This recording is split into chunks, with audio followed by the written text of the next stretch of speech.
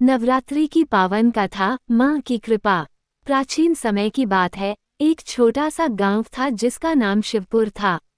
वहां के लोग बेहद धार्मिक और ईश्वर में आस्था रखने वाले थे। गांव के बीचों बीच एक प्राचीन देवी माँ का मंदिर था, जहां हर साल नवरात्रि के समय भव्य आयोजन किया जाता था। इस गांव में एक गरीब किसान रहता था, जिसका नाम मोहन था। मोहन बहुत ही ईमानदार और मेहनती था, लेकिन उसकी गरीबी उसे और उसके परिवार को अक्सर परेशान करती थी। नवरात्रि के शुभ अवसर पर हर कोई देवी माँ की पूजा में जुटा था। मोहन भी देवी माँ की पूजा करना चाहता था, लेकिन उसके पास मंदिर में चढ़ाने के लिए कुछ भी नहीं था। उसने सोचा, मैं इतनी बड़ी पूजा कैसे करूँगा? मेरे पास तो अन्न का एक दाना भी नहीं है और फूल भी मुरझा चुके हैं। लेकिन उसकी भक्ति में कोई कमी नहीं थी। मोहन ने ठान लिया कि वह अपने बगीचे में उगे छोटे से गुड़हल के पौधे से फूल तोड़कर देवी माँ को अर्पित करेगा। हालांकि पौधे पर केवल 3 छोटे फूल थे, लेकिन मोहन की आस्था अपार थी। उसने उन फूलों को बड़े प्रेम और श्रद्धा के साथ देवी माँ के चरणों में अर्पित किया।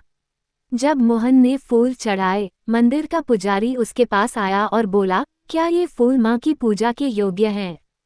इतने छोटे और कम फूल लेकर कैसे माँ को संतुष्ट करोगे? मोहन ने सिर झुकाकर कहा, माँ को मेरी भक्ति प्यारी है, फूलों का महत्व नहीं। माँ सबकी भावनाएं समझती हैं।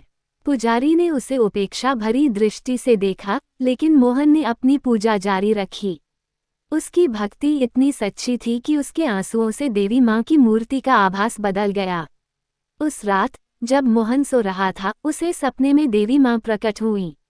माँ ने उसे आशीर्वाद दिया और कहा, मोहन, तुम्हारी भक्ति से मैं प्रसन्न हूँ। तुमने जो सच्चे मन से मुझे पुकारा है, उसका फल अवश्य मिलेगा। तुम्हारी मेहनत और श्रद्धा तुम्हारे जीवन को समृद्ध बनाएगी।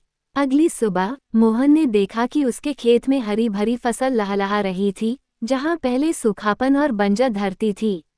उसकी बकरी ने भी बच्चे दिए और घर में दूध घी की कोई कमी नहीं रही। गांव के सभी लोग ये चमत्कार देखकर अचंभित थे। वे समझ गए कि ये देवी माँ की कृपा का परिणाम था। पुजारी भी मोहन के पास आया और उसे प्रणाम कर कहा, तुम्हारी सच्ची भक्ति ने माँ को प्रसन्न किया है।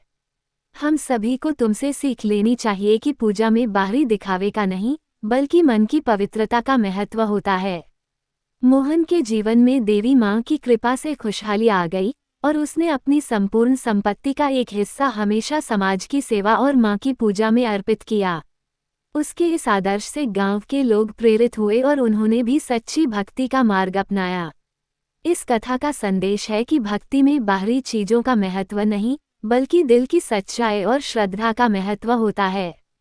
माँ दुर्गा हर किसी की भावनाओं को समझती हैं और सच्चे भक्तों की पुकार अवश्य सुनती हैं।